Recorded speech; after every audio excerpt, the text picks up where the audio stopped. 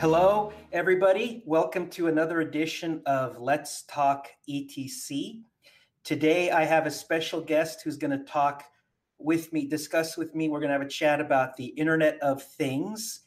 And one of the reasons I was really excited about doing this show is that for the future continued success of blockchain technology, I think the Internet of Things is going to be an important component. And I also suspect that a lot of people don't realize the potential of the Internet of Things. If you happen to have read Grayscale's Ethereum Classic investment thesis, you know that the Internet of Things plays a big part in that. So for that reason and other reasons, I think that this is going to be an important show. So with me today to enlighten us about IoT or Internet of Things is Ed Hightower, and he has a very impressive resume. He has a consulting business regarding the Internet of Things called IoT and Beyond.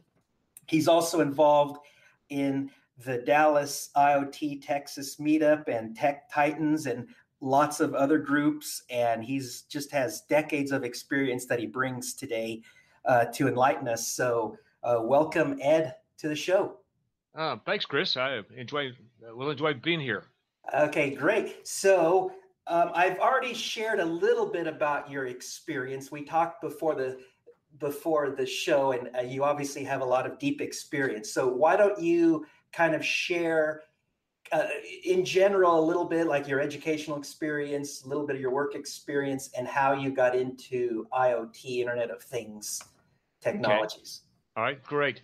Yeah, IoT has been around quite a while. I've been involved in. I'm a wireless guy, so I've been involved with the wireless communications and data, wireless data, mobile data kind of communications for a long time.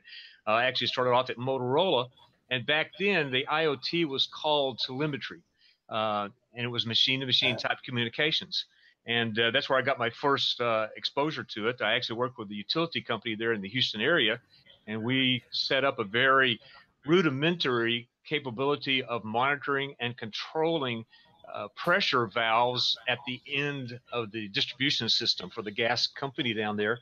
And we were able to send back very simple tones to get readings as to what the pressure was at that endpoint. And then if it was too low, we would raise it with signaling going back. We were using 1200 baud. That's how rudimentary the capabilities were back then. I remember those days. Go ahead. Yeah. No, I remember those. I remember those modems. Yeah. And so this was all done over wireless links out to these remote sites. And that was the beginning of my introduction to what's now known as the Internet of Things. So back then, we were using dedicated two-way radio frequencies. We had relays at the endpoints out there. There was no microprocessor, so there was no control at the remote end. And we were actually translating the information when it got back to the base station and translating that information to go back into a mainframe. And then the mainframe would make decisions and send tones back to control and raise or lower the pressure in those endpoints out there. So it was real rudimentary. But what's happened is over all these years, more technology has been added at each point along the way.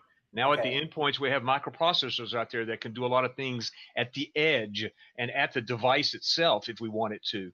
And then we have cellular systems. We have low power wide area networks. We have Wi-Fi and Bluetooth as the wireless connectivity between those endpoints and sensors back to computer systems. And then on the back end of the computer, where the computer systems are, we have incredible technology and sophistication and capabilities on the back end now compared to what we had many years ago. So I've been involved in that kind of evolution over many years. Well, 5 years ago, I was reading up on a protocol called Weightless, a wireless protocol that would enable communications between these endpoints and sensors to the back end.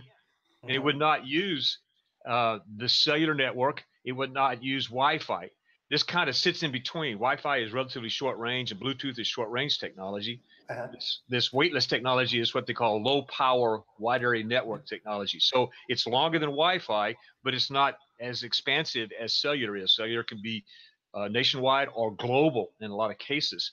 And so when I read about this 5 years ago, I went, wow, this is a way to solve the problem of being able to support 20 billion or 50 billion devices, depending on who you talk to.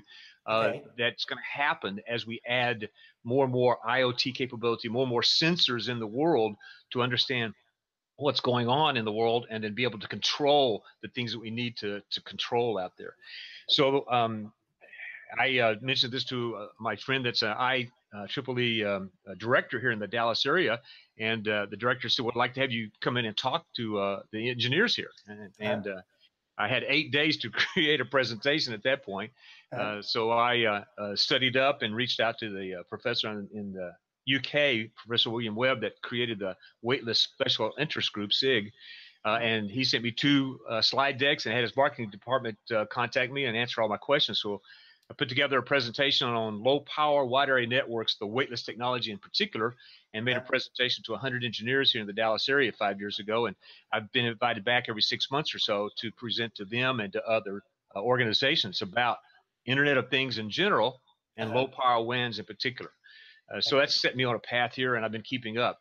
So what's going to happen, the Internet of Things is basically a way to monitor and sometimes control equipment, devices, things that are out in the world, and then bring that information back to computer systems that will take and analyze that data and make sense of it, and then respond if necessary and send out control functions to those end devices to turn things on and off, whatnot. So that's the basic idea of the Internet of Things. But what's going to happen is we're going to be sensorizing and putting actuators out there on many devices and pieces of equipment or whatnot throughout the whole world. Eventually, the Internet of Things will become the nervous system of the world. We'll have a lot of automated monitoring and control of the functions that we now have to manually go in and decide, what do we have to do? Do we need to turn something on or off, or raise it or lower it, or that kind of thing?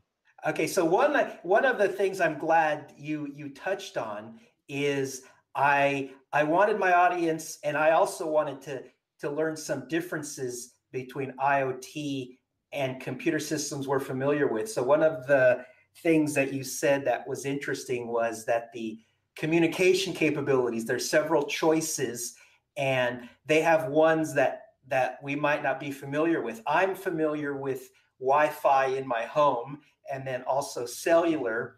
And cellular, like you said, is long range. Wi-Fi extremely limited. So it's interesting to hear that there's other technologies that provide something in the middle. So people might underestimate the communications capabilities of these devices.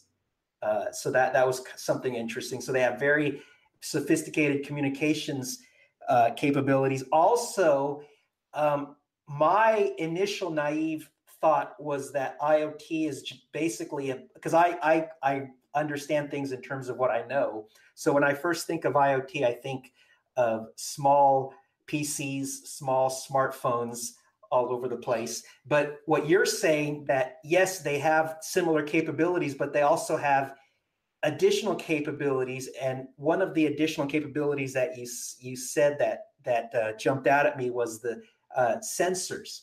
People don't usually think of a PC as having lots of sensors, or a smartphone as having lots of sensors.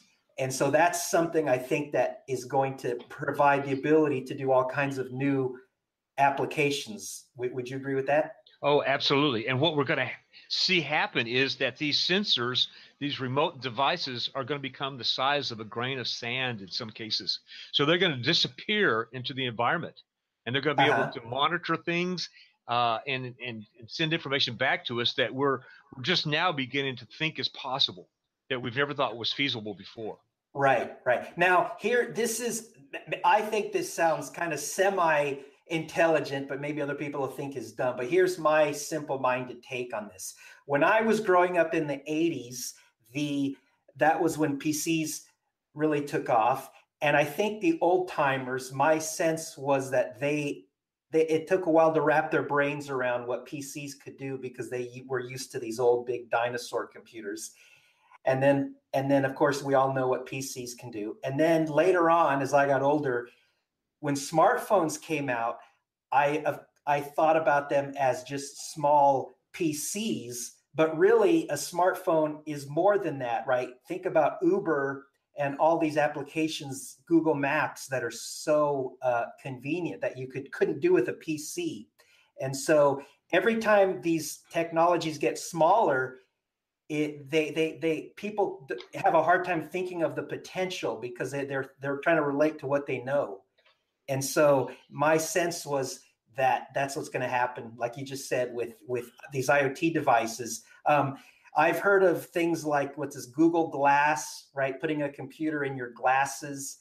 And I've heard of augmented reality, putting computer technologies on your windshield. So I can kind of get a glimpse, a very hazy glimpse of maybe some cool technology, some cool applications for the future. But I don't really know, not too familiar with where that's going. Have you done any work with those, like Google Glass or augmented technology? Yes, and matter of fact, most people, if they've heard of Google Glass, they know that as a consumer element, it failed because it was so funky and it made people uncomfortable to be around somebody with their Google Glass. Okay. Well, what they're finding is the renewed application of Google Glass is in the augmented reality of industrial Internet of Things. So I saw a presentation last year that blew me away. They're in Austin. Is a company called Spark Cognition, and they work with Boeing aircraft company. And Spark Cognition uses artificial intelligence and the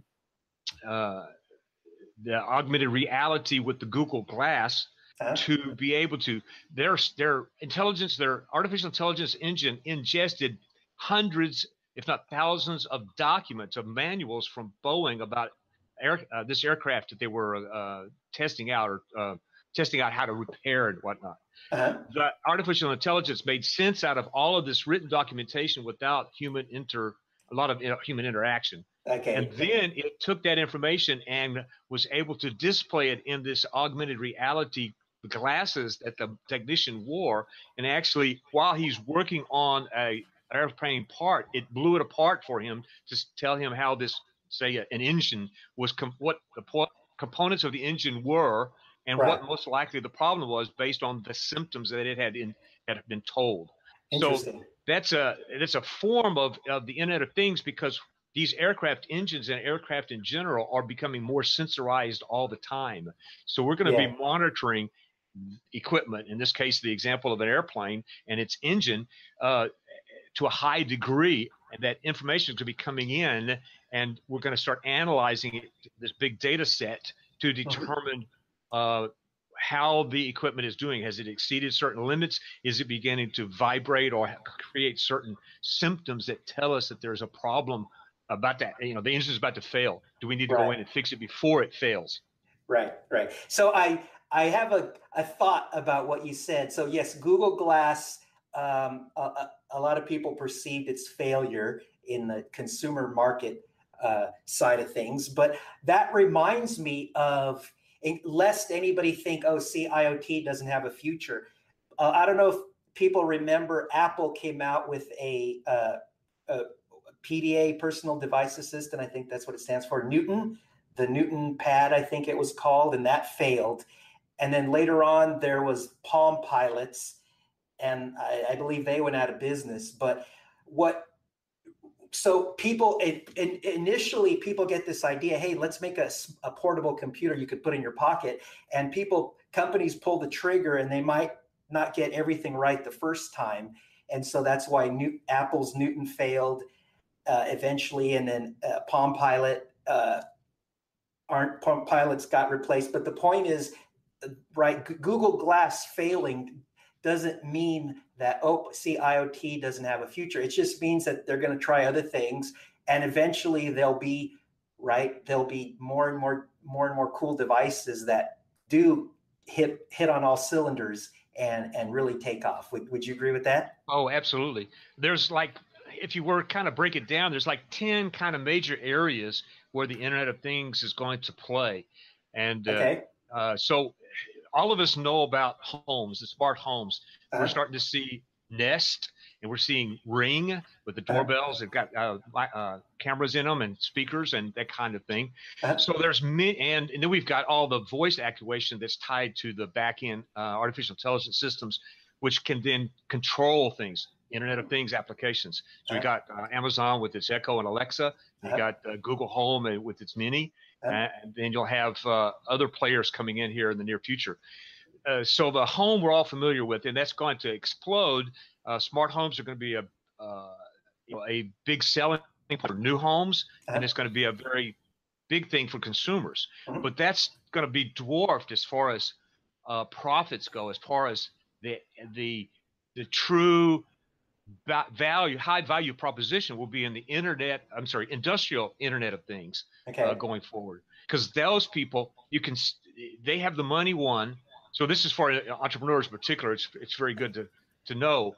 Sure. Industrial Internet of Things is going to be where companies recognize they've got to invest in this automation and this Internet of Things for their facilities. If they don't, their competitors will eliminate that company if you don't adopt these kind of IoT implementations. So we're going to see those different trials and different things take off or be happening, and then it's going to take off as people recognize where the value proposition can be in this particular industry that whatever that they're trying to invest in. Oh, see, now that's interesting. So not only are we going to get smart homes, cool technology in our homes, but you're saying that that's just a drop in the ocean, that there's so much more potential people might not realize in industrial settings. So for entrepreneurs, that's a big deal. So yeah, I hadn't thought of that.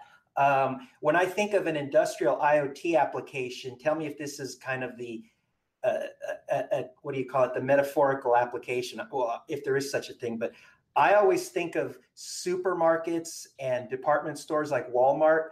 Everybody, not everybody, but when people don't actually want to buy something, when they change their mind and they just dump it right on the wrong shelf someplace, I'll do that. I have to admit, sometimes I won't put stuff back when I decide not to buy it. And so I remember hearing somebody saying that if you put RFIDs in the packages so that stores like Walmart know where everything is at all times, that would save them a huge amount of money. Finding out where things are in the store, and that helps, of course, with inventory. But is that something that you've heard of?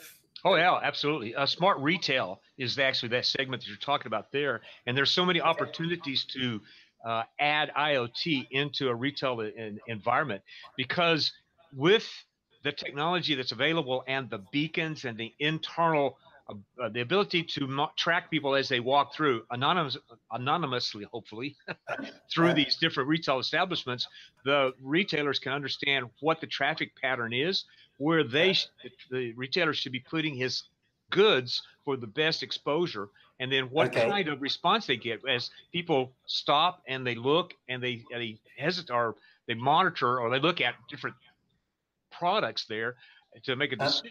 You understand what needs to be there at that point. And a lot of times they have an A/B decision to make. And you can, as a retailer, put two different versions of something out there to see which one people pick up. And you're able to monitor that real time. So you can adjust things very quickly. Oh, so you can get data on consumers' behavior by... Absolutely. So the way that the products move through the store.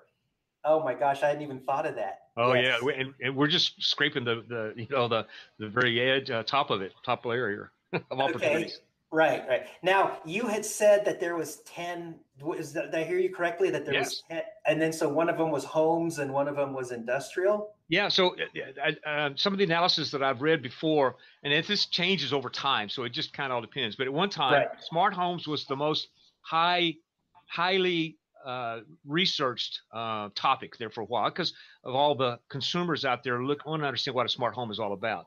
But then right behind that were wearables.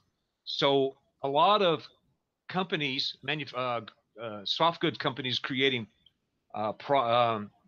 things that we wear, are beginning to weave in sensors into their shirts and dresses and pants and that kind of thing. There's a company called BioWorld here that has found that there are conductive threads that they can interleave to intertwine into the garments, so that they can actually power and monitor these sensors that are next to the skin to give you heartbeat rate and all that kind of stuff. So instead of having to wear a Fitbit, you're actually wearing your monitoring device. And they're doing energy harvesting as well. So as you're moving, the movement is powering these devices or charging up the capacitor or batteries that powering these things. Oh, so you don't even have to plug it in at night. Oh my goodness. And we just beginning to see the adoption and the technology. We're at exponential times. So the things that are just now beginning to be possible in 2 years are going to double in its capabilities. And in exponential times, every 2 years, with us doubling the power or the capability of something, it won't take very long, about 5 or 6 out, and it's going to be incredible what's going to be possible. So 2, 4, 6, 8 years from now, we're going to be going, holy cow, look what's happened in just this short period of time. So when you go past wearables, then the next thing on the list was smart cities. And smart cities are going to take off in certain segments. The problem with smart cities is that the large cities, it's such a political and an enormous investment to create the infrastructure to do various smart city applications. So I think what you're going to find are the large companies that have a lot of assets that they can afford to invest in the infrastructure in a city. For instance, AT&T is helping out with what we call the Dallas Innovation Alliance here, and they're doing what they call the Dallas West End. They're making it a living lab. So they're putting in a lot of infrastructure down there to test different kinds of IoT applications, because the Dallas West End has a combination of people living there in their apartments and condos. There's a lot of mass transit there. There's a lot of foot traffic in that area to various retail and restaurant areas. So they have a very good cross section of what a city would look like. And so they're trying out all these different IoT things. Well, if you're going to do that, one thing is to do it in a living lab, another is to do it across a whole city. So you have to have a lot of money to invest in it to be able to put it in. What's going to happen? Oh, sorry. Go ahead. I'm almost finished. When a city, the city father says, "Oh wow, we see this application as being something good for our particular community and our particular people," then AT&T says, "Well, fine, we'll turn on that service, one of 100 maybe that's available. We'll turn on that service and we'll start charging you for that service." So eventually, the AT&Ts and the other big companies of the world that put in the infrastructure will turn on services one at a time and start charging as that service is turned on until they get everything turned on. Oh, so they're doing marketing research basically now in Dallas, trying to figure out what works, what people want. Exactly. Yeah, and that's happening all around the world. Okay, now see this is what I mean. This is one of those examples where I'm trying to open my mind. So when I think of a city having sensors and computers everywhere, I can't really think of some things to do with that are really useful. So like, what are some of the things that AT&T are trying to see if people like it? So one of the first things that's going to be adopted by many cities is smart parking. So if you can put little pucks or embed a sensor in a parking spot, so then all it has to do is look and see, is there a big metal object above me or not? And when there is, then it sends out a short message. There's somebody parked there over me in this parking spot, so nobody can park here. But then when somebody backs out, it sends out another signal and it says, "I'm open." Then you connect that to people's smartphones, and you can start helping people then find a parking place without having them continually drive around downtown. They said a significant part of traffic in these downtown cities is people looking for parking spaces. So you don't have to drive around anymore. You're not going to have to go on that that hunt for 20 minutes. Oh wow! Hey, I like that one. Yeah, and so you apply that to any place that has a parking issue. If you start sensorizing that with a wireless technology, you don't have to go in and wire. That's extremely expensive to put down wire. If you build something, you could do that to begin with. But when you got to have to go back and retrofit, it's unacceptable. It's too expensive. So this is going to be one of the applications. And then if you're able to monitor the different pieces of equipment in the downtown area to make sure everything is working properly. Okay. So you'll be able to, and eventually you're going to be able to monitor and control all the lighting systems. So right now they're all on timers and they're set up with traffic. The traffic engineers have to go down and program or take their programs and go manually enter them into these systems. If you can wirelessly retrofit these controllers at each of these different intersections, and then have a master computer system that looks at the pattern, and during the day it in real time changes the pattern depending on what's going on, the weather. Is there an event downtown? Is that for some reason, is there a problem over here? How do we optimize traffic through that area or around that area? That kind of thing is going to be possible. Oh, interesting. The other thing. Okay, it sounds like, wait, one of the things you just said was that these sensors can use those other communications technologies that are more powerful than Wi-Fi to communicate back to a management office, let's say. So does that mean we're not going to have the traditional stereotypical person from the power company that comes out to read meters? That's a thing. Absolutely, yeah. So that's another utilities. Smart grid is another element. That's been evolving for 20 more years, whatnot. But now the technologies are so efficient and capable that we're able to put in these systems that, and the low power wide area networks that I was talking about, LPWAs. They are longer than Wi-Fi. They're not necessarily a nationwide network or a global network like cellular. Many of these low power WAN technologies can be put in to a restricted area. If you're trying to do a smart campus, or you're trying to do a small city or a segment of the city, or the BNSF rail yard, or the LA port, the dock out there, the huge port that they've got. That kind of thing, the low power WANs, Wi-Fi you have to put in too many Wi-Fi base stations to make it worthwhile, and you can't always put these in the places you need to, because you got to have a backhaul. If you put in low power WANs, they go several miles at least from the base station out to the sensor wherever they are out there. And so you can put these base stations to however many you need to cover an area like the LA port, which is huge, and you can put enough in so that they can penetrate into those into the shipping containers, or deep into buildings, or even to the ships themselves, into the hold of the ships. So by having low power WANs, and you as the systems integrator or the solution provider, you can put in as many of these base stations and wherever you need them to solve the problem you have for that particular area. Whereas if you use a cellular technology, they also have a similar low power WAN technology, but their focus is on supporting smartphones, the high bandwidth of smartphones, and that's how they pay for their network and their infrastructure. So they're only going to put their base stations in for wherever smartphones are located. So if you have a location, and the LA port is one area, but rural areas are another, where it may not make sense to put in additional or put in base stations at all to cover that area. At least not in the depth with the volume that you need, or the capacity you need to cover that area. So you basically got three different ways you can solve problems: Wi-Fi, short range, Bluetooth. The longer range LP WANs that you can control what kind of coverage and where you need that coverage at. And then you got cellular that gives you a larger area, but it's wherever smartphones can pay for it. That kind of thing. And you have to pay a subscription price, and it's going to be, relatively expensive, but you're going to have a huge area that you will cover. So there's trade-offs for each of these technologies.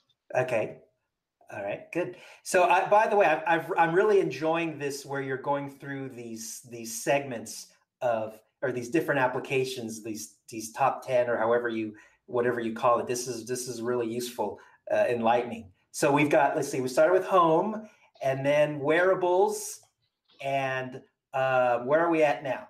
Well, we went to industrial Internet of Things. Industrial. And we Okay. went to and then we went smart cities. Smart cities. All Okay. right. So the next one down was connected car. So we're hearing Okay. about autonomous cars. Well, Uh-huh. to part of the way that the autonomous cars are going to operate is that they're going to be connected, and you're going to have a lot of sensors in the cars, and the Okay. cars are going to talk to each other, and they're going to talk to the infrastructure that's going to be built out.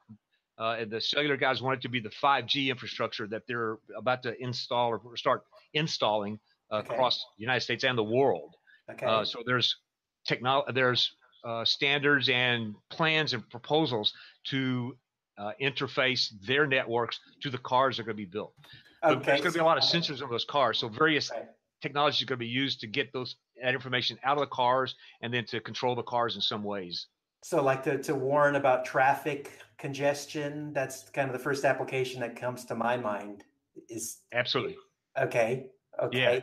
Yeah. In fact, in Frisco, a city that's just north of Dallas here, on the north edge, they already are working with Audi on a pilot program. So the city has enabled their traffic lights to talk to the late model Audi cars, and it tells the driver as he approaches the intersection, you have 10 seconds or 15 seconds, whatever, a countdown timer that shows up until that light turns green. If you'll time it, you can slow down and then, glide through the intersection without having to stop.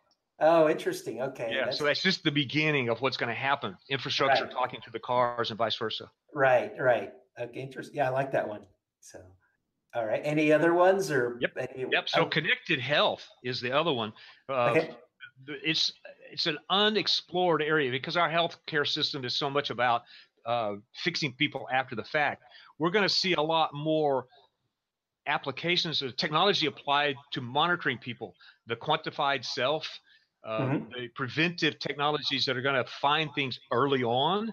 Part of that is going to be by putting sensors on you that talk to probably an artificial intelligence, or at least give you the ability to have some monitoring system that you can wear at home and as you walk around, travel or whatnot, that will watch for either standard what's for the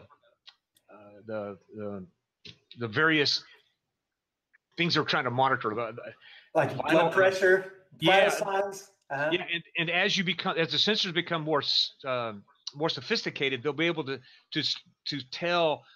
be able to monitor more things than just those. And that's why this exponential technology is so exciting, because we're just beginning to see the ability. So there's a guy, Peter Diamandis, runs the X Prizes. So he put out an X Prize many years ago for the first private company that could go into space. He would give them, I think it was $10 million. And so that's the beginning of what became Elon Musk's SpaceX, that sort of thing. Well, they put out X Prizes on various things, and the one they put out about 5 years ago was to create the Star Trek tricorder.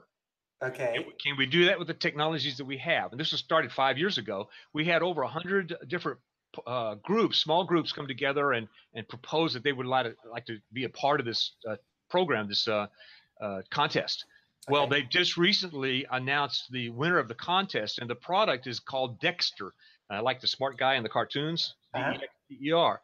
And it's made by two brothers. One is a critical care emergency room doctor, and the other, his twin brother, is a bioengineer.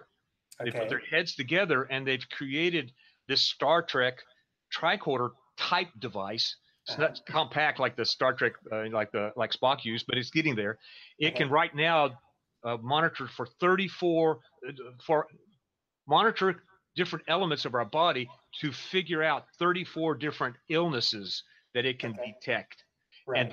And here in the near future, next year, it'll be 75 illnesses that this device will be able to detect without a doctor's intervention. Interesting. So so that's interesting, because of course a lot of people have the nightmare where maybe they don't get a physical for a couple of years because they're feeling great, or for whatever reason they don't go into the doctor, and then they finally go in, they finally take their blood pressure or do some simple tests, and all of a sudden they get that that nightmare response, right? You have this illness, you have this or that. but with this technology, that would go away, right? You wouldn't have those surprises when you go into the doctor, especially if you haven't gone in for a while. You could be notified sooner, and so maybe we wouldn't have like, oh, you discovered that you have cancer too late. Sorry, we can't do anything. Exactly, and you've hit it on the nose. We can nip things in the bud long before they become real problems. We can catch them early on. What's happening right now is half the people in the United States have a chronic illness. If we were able to monitor those things early on, we might be able to keep them from being such tremendous chronic illnesses with such impact on us. We might be able to either prevent them or to minimize their impact early on when we could do something about it more effectively. Okay. That's a good one. Yes, of course these are all good, but yes, keep going. Okay, so we talked about smart retail earlier. So we can monitor people and their buying behaviors and that kind of thing. So smart supply chain is another area. And if you've heard of cold chain before, so many products, when they leave a facility, they have to stay cold. And this could be also blood and things like that. Whatever perishable type of a product that you need to send, people at the receiving end need to have assurance that it never got above whatever critical temperature that it has to stay below. Right. And if you have the ability to monitor that along the way, then it depends on the infrastructure and the network that it can talk to. In some cases, you would put a sensor in this box that's got liquid nitrogen or something to keep it cold in there, and it would monitor that. If it is passing in a network that it can talk to, then it updates its information, sends its information to this network, and then updates, I'm still below, I have been since I left point A. But if it has to go from point A to point B, and there's a segment in there where it can't talk to anything, it's buffering all that information and saving it. So when it does finally get to point B and it has a chance to talk to a network, then it can upload that information and say, yes, I was okay, or no, at a certain point, this either GPS coordinates or this time frame or both or whatever, it can upload the information that at this point I went above that temperature and I was above that temperature this long, and then I went back down. It's that kind of thing. So supply chain, that's just one example of where the supply chain, you can monitor what's happening throughout the chain as a product is, the parts are brought in. You monitor as they come along, and then where are they in a factory, and what you need to, how many do you have in this area? There's different applications for IoT and that kind of environment. Yeah, that's a good one too. Yeah, good. I like that one. All right, and the last one then, I think I've covered all of them. The last one is about smart agriculture and smart farming.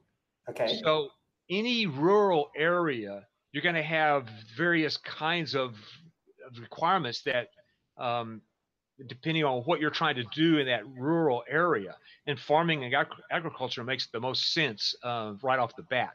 So if you're able to monitor the condition of crops, how much water do they have is in the soil, what is the condition of the soil,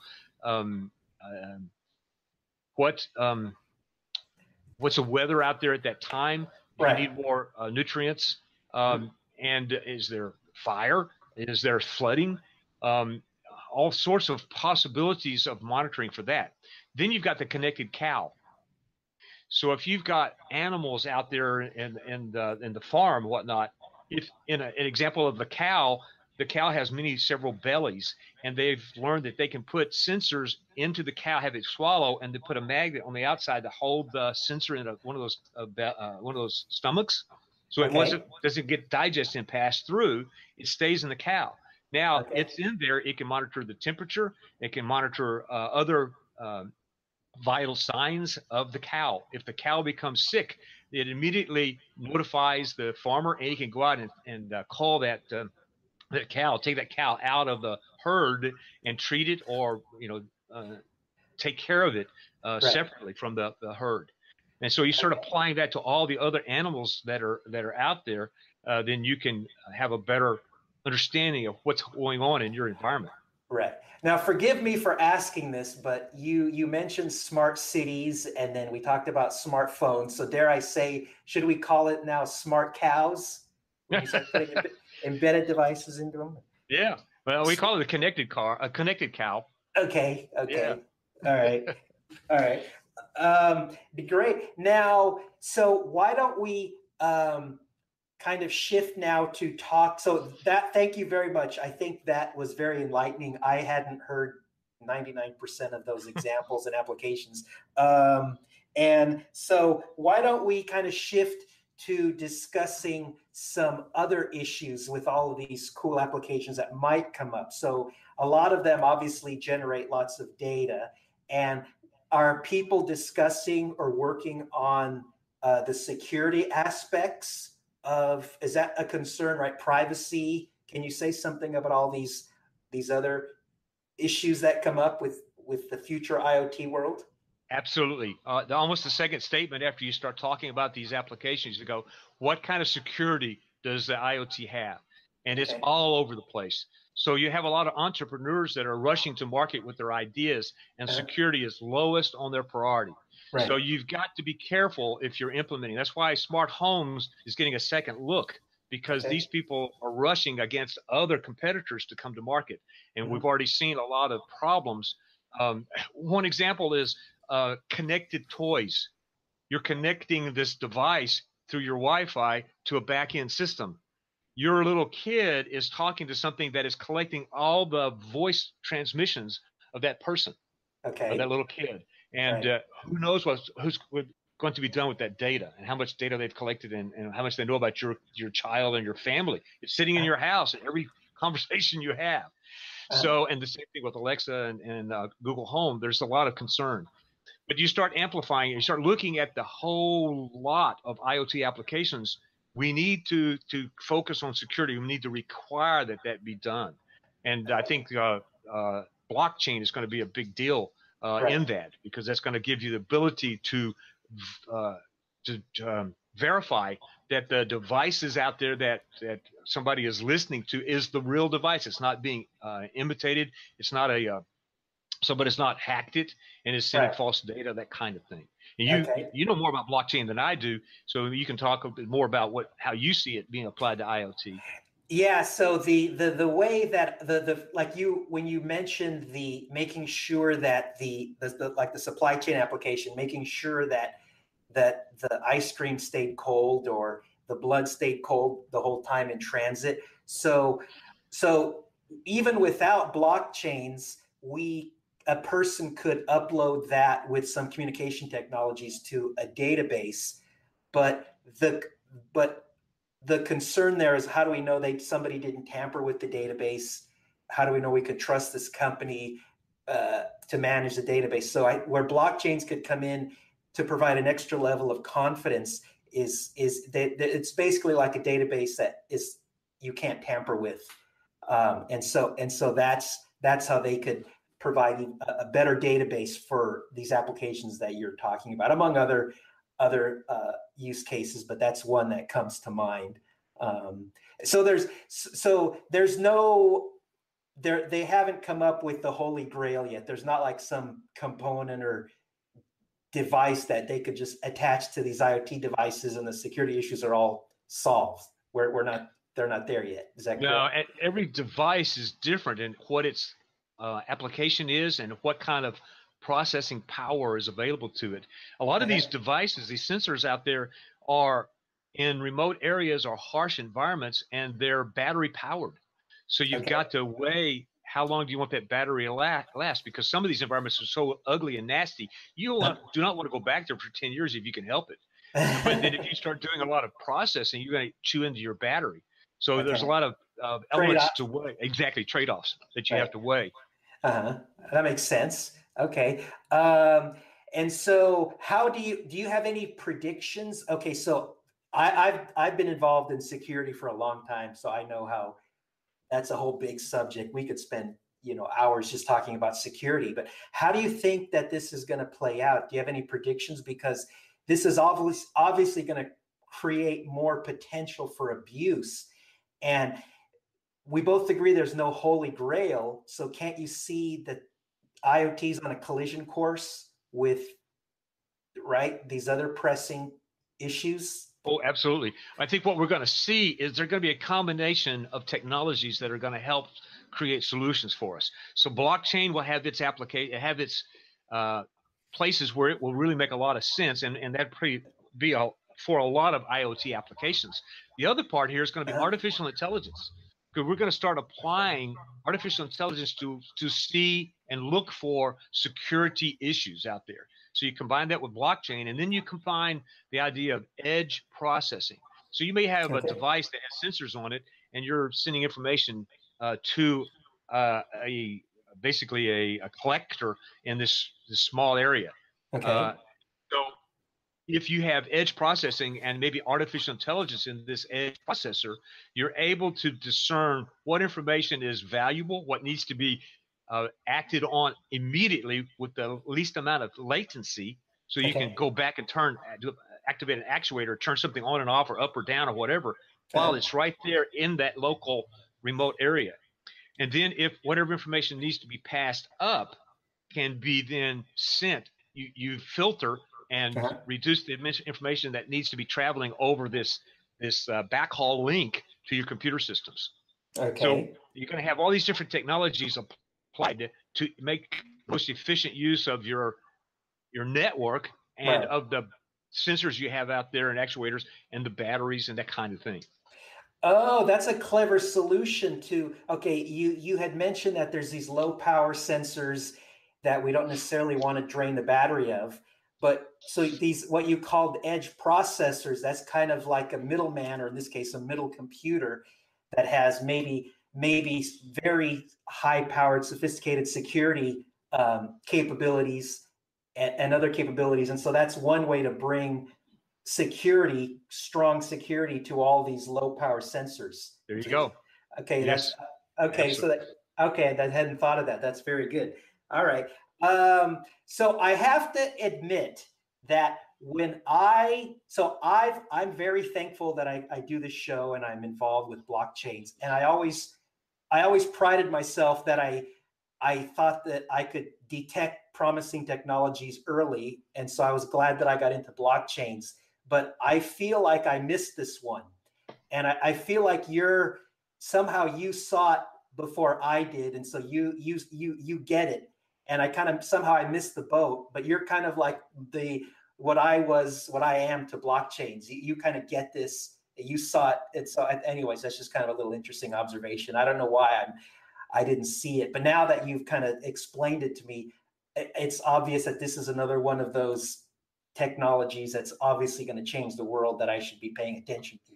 Yeah, we all should be. Any technologist and anybody that's an entrepreneur and trying to figure out what to do for the future, look at IoT, because there's so many elements along the way. It's a very rich ecosystem and very complex. So if you're at the device end, you've got to come up with sensors, and you got to come up with processors, you've got to come up with actuators and whatnot that make sense for various kinds of environments. And then you got all this wireless connectivity, or all the connectivity.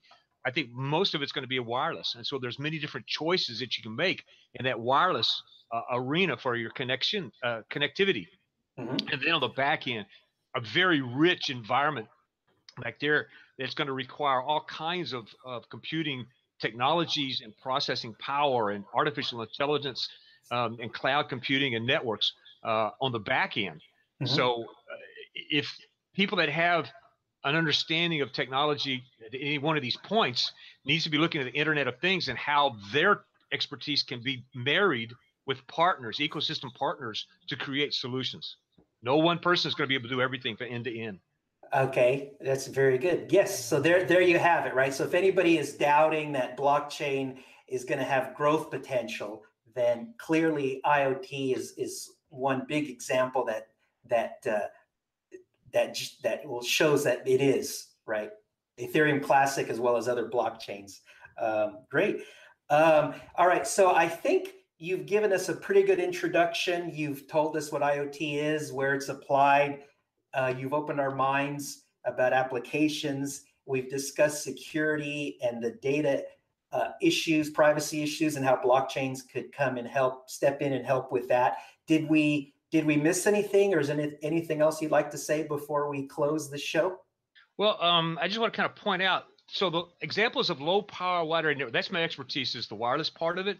And Uh-huh. low power WANs is what I focused on for the last 5 years. There's many different companies, Uh-huh. there's about 6 or so different companies that are doing that, or technology approaches that are going out there. So a lot of people heard about Sigfox, and then about LoRa, long Okay. range, LORA, long range, LoRa, and then Ingenue out of San Diego, and then Weightless. Okay. And of all those technology, there's several other technologies as well, and most of them are proprietary kind of things. The Okay. one that is truly open source is the weightless technology. It was Okay. born out of 7 years of study out of in the UK, out of their FCC. They call it Ofcom there, Uh-huh. and it's been out for the last 5 years. They've evolved to the point where now the latest version was called Weightless P, and now it's just going to be called Weightless Technology, Okay. uh, and it can be used on any licensed or unlicensed frequency below 1 gigahertz. It's 12.5 kilohertz wide Mm-hmm. signaling, and you can gang those together up to 100 kilohertz wide, so that you can do anywhere from 600 bits per second to 100 kilobits per second with Okay. this wireless technology. And it's open source. So many companies are going to start producing hardware based on it. Right now, LoRa has the lead. LoRa has a great ecosystem that's behind it. Uh-huh. They're the business model where you can buy 1, 10, or 100 base stations to put into the LA port area, or the BNSF rail station, or some Right. small city or campus. Uh-huh. The weightless technology is going to be the same way. You can buy 1, 10, 100 base stations for that. Okay. The weightless P is a fully two-way. LoRa is not, with its Class A. They have several levels, but Class A is what's out there mostly. It's Uh-huh. mostly one way, and it's there's a lot of packet loss when you start Okay. getting a lot of transmissions going on. Weightless P is a synchronized network that will give every remote device out there a time slot, and Okay. it's a synchronized network. It's fully two-way, so you, as the operator of it, can download security patches of fully firmware over the air, or security patches over the air back to the device if you need it. And Okay. in this day and age with all the hacking going on, you Mm-hmm. need to be able to tell your edge processors and or the actual end device, change your security protocol, change your Right. keys or whatever. Yeah. And LoRa can't do that. At Okay. least not with Class A. So I think my audience, I think they understand the significance, importance of open source, and so if they're interested in getting involved more with IoT, then they should definitely look at Weightless. It sounds like, for the communication side of things. So thank you Exactly. for that. I For that. I I agree. Okay, great. So yes, thank you again. Thank you, Ed, for coming on the show. That's Ed from IoT and Beyond. That's his consulting group, and I'll put a link in the metadata for this show if you want to get a hold of him and ask him more questions or get his help on any IoT projects. But yeah, thanks again, Ed, and it's been a very enlightening discussion. Chris, enjoyed it. It was a lot of fun. All right, take care. Bye-bye. Take care. Bye bye.